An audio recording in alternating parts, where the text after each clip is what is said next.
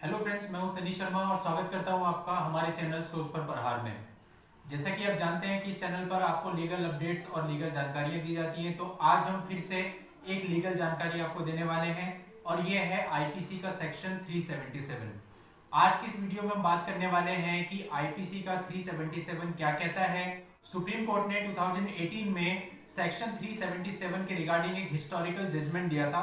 उस जजमेंट में supreme court ने क्या क्या चेंजेस किए हैं और अब क्या कानून बनाया है। क्या उसने 377 को पूरी तरह से खत्म कर दिया है या फिर ऐसा है कि 377 के कुछ पार्ट को खत्म किया और बाकी पार्ट आज भी एक्सिस्ट करता है कानून में। और इसके साथ साथ हम बात करेंगे कि जो समुदाय हैं LGBTQI वो क्या है और अपने अधिकारों के लिए यह समुदाय इतने समय से कैसी लड़ाई लड़ रहा था और क्यों लड़ाई लड़ रहा था। तो दोस्तों 377 के रिगार्डिंग जो भी जानकारियां हैं आज मैं इस वीडियो में शेयर करने वाला हूं। आपसे कहना चाहूंगा कि वीडियो को पूरा जरूर देखिएगा ताकि आपको इस सेक्शन के हर पहलू की पूरी जानकारी मिले।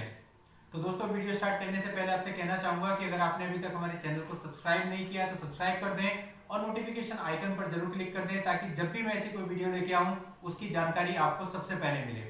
तो चलिए दोस्तों अब स्टार्ट करते हैं सेक्शन 377 को। तो सबसे पहले मैं जान लेते हैं कि जो ओरिजिनली सेक्शन 377 है उसमें क्या बताया गया है। सेक्शन 377 ऑफ आईपीसी ये बताता है कि यदि कोई पुरुष पुरुष के साथ सेक्स करता है या फिर कोई महिला महिला के साथ सेक्स करती है या फिर कोई पुरुष और महिला आपस में सेक्स करते हैं लेकिन वो अप्राकृतिक सेक्स करते हैं या फिर कोई पुरुष और महिला जानवरों के साथ सेक्स करते हैं या अन्य प्रकार की अप्राकृतिक सेक्स क्रियाएं करते हैं, तो इसके लिए उन्हें दंडित किया जाएगा। और इस धारा के अंतर्गत जो सजा थी वो भी बहुत कड़ी थी। इसमें 10 साल की सजा का प्रावधान था और साथ ही साथ जुर्माने का भी प्रावधान था। तो दोस्तों ये originally section 377 of IPC starting से चला आ रहा था, सैकड़ों साल पुराना कानून था। एक समुदाय के द्वारा इसका विरोध हो रहा था बहुत समय से। ये जो समुदाय था इसको कहा जाता है LGBTQI। अब ये जो LGBTQI समुदाय है इसके अंतर्गत विशेष प्रकार के लोग शामिल किए गए हैं। इसको समझ लेते हैं पहले कि ये LGBTQI क्या है। तो इसमें सबसे पहला है L फॉर लेस्बियन, यानी ऐसी महिलाएं जिनका जो आकर्षण है वो महिलाओं के प्रति ही होता है। दूसरा आता है इसमें G स्टैंड्स फॉर गे, यानी ऐसे पुरुष जिनका आकर्षण पुरुषों के प्रति ही होता है उनको गे कहा जाता है। तीसरा आता है इसमें बी मतलब बाइसेक्सुअल, यानी ऐसे लोग जिनका आकर्षण महिलाओं और पुरुषों दोनों के प्रति होता है, उन्हें इस कैटेगरी के अंदर रखा जाता है। इसके बाद आता है T यानी ट्रांसजेंडर, यानी ऐसे लोग जिन्होंने मेडिकल साइंस की हेल्प से अपना जेंडर चेंज करवा लिया है या ऐसे लोग जो दिखते तो पुरुषों की तरह है लेकिन उनके हाव भाव चाल चलन महिलाओं की तरह होते हैं, ऐसे लोगों को ट्रांसजेंडर की कैटेगरी में रखा जाता है। इसके बाद आता है Q मतलब क्वेर मतलब विचित्र, यानी ये वो लोग होते हैं जो कि बाकी लोगों से अलग होते हैं, ये डाउट में रहते हैं अपने लिंग को लेकर के या फिर ये जो अपनी अभिव्यक्ति होती है वो दूसरे के सामने प्रदर्शित नहीं करना चाहते हैं। तो ऐसे लोगों को इस कम्युनिटी के अंतर्गत रखा गया है। इसके बाद आता है I मतलब इंटरसेक्स। इसमें वो लोग आते हैं जिनके जन्म के बाद उनकी जनन इंद्रियां जो हैं, जो उनका सेक्स है उसको देखकर ये मालूम नहीं किया जा सकता है कि ये लड़का है या लड़की है। तो ऐसे लोगों को इस कैटेगरी के अंदर रखा जाता है। ये समुदाय पिछले काफी समय से अपने अधिकारों के लिए लड़ रहा था और सरकार से ये मांग कर रहा था कि सेक्शन 377 को हटा दिया जाए। ये समुदाय सरकार से पिछले काफी समय से मांग कर रहा था कि उनको अधिकार दिए जाए और उनको अपनी तरह से जीने की स्वतंत्रता प्रदान की जाए।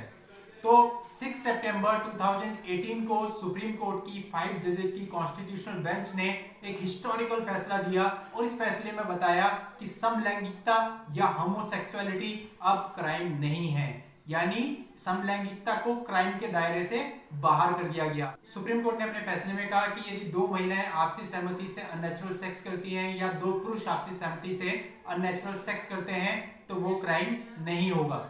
सुप्रीम कोर्ट ने समलैंगिकता को अपराध के दायरे से बाहर कर दिया, लेकिन सेक्शन 377 ऑफ आईपीसी के बाकी के पार्ट को अभी भी वैसे ही रखा गया है, यानी कि यदि कोई महिला या पुरुष किसी जानवर के साथ अननेचुरल सेक्स करेगी तो उसको दंडित किया जाएगा।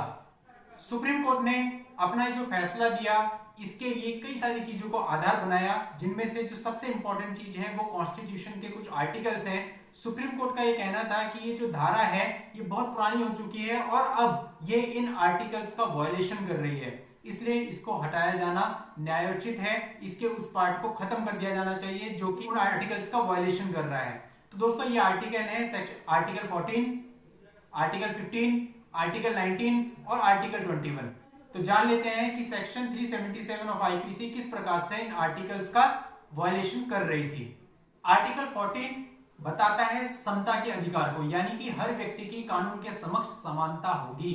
लेकिन सेक्शन 377 में कुछ विशेष व्यक्तियों के प्रति समानता नहीं रखी जा रही थी। सेक्शन 377 के अंतर्गत कुछ ऐसे लोगों को दंडित किया जा रहा था जिन्हें नेचर ने वैसा बनाया है, तो इसका मतलब यहाँ पर समानता नहीं अपनाई जा रही थी उन लोगों के साथ। इस प्रकार से जो ये धारा थी ये सेक्शन 14 का वायलेशन कर रही थी। इसके बाद आता है आर्टिकल 15। आर्टिकल 15 स्पष्ट रूप से बताता है कि हमारे भारत में किसी के साथ भी धर्म, जाति, लिंग के आधार पर भेदभाव नहीं किया जाएगा। यह इंपॉर्टेंट शब्द है लिंग यानी जेंडर, लेकिन सेक्शन 377 ऑफ आईपीसी जेंडर के आधार पर ही कार्य कर रही थी, इसलिए यह आर्टिकल 15 का भी वायलेशन कर रही थी। आर्टिकल 19 बताता है फ्रीडम ऑफ स्पीच को, यानी कि अभिव्यक्ति की स्वतंत्रता। लेकिन एक एग्जांपल ले लेते हैं, यदि कोई व्यक्ति गे है और वो दूसरे पुरुष को अपनी अभिव्यक्ति व्यक्त करता है कि वो उसके साथ रिलेशन रखना चाहता है, तो उस पर कार्यवाही की जाती थी। यानी कि जब अभिव्यक्ति का अधिकार हर व्यक्ति को है, तो ऐसे व्यक्ति जो कि जिनका नेचर ही वैसा है, अगर वो अपनी अभिव्यक्ति, अपने विचारों की अभिव्यक्ति दूसरे व्यक्ति को कर रहे हैं, तो उन्हें क्यों दंडित किया जा रहा है।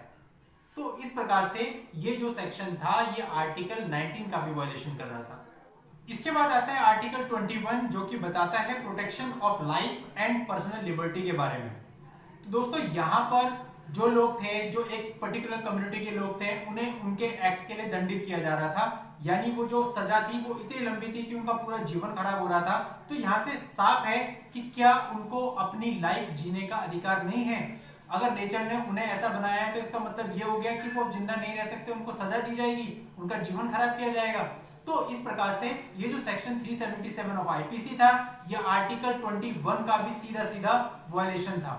तो इन सारी चीजों को सुप्रीम कोर्ट ने देखा और सुप्रीम कोर्ट ने माना कि ये जो धारा है, ये जो सेक्शन 377 ऑफ आईपीसी है, ये कॉन्स्टिट्यूशन के बहुत सारे आर्टिकल्स का वायलेशन कर रहा है और समय के साथ बहुत पुराना भी हो चुका है।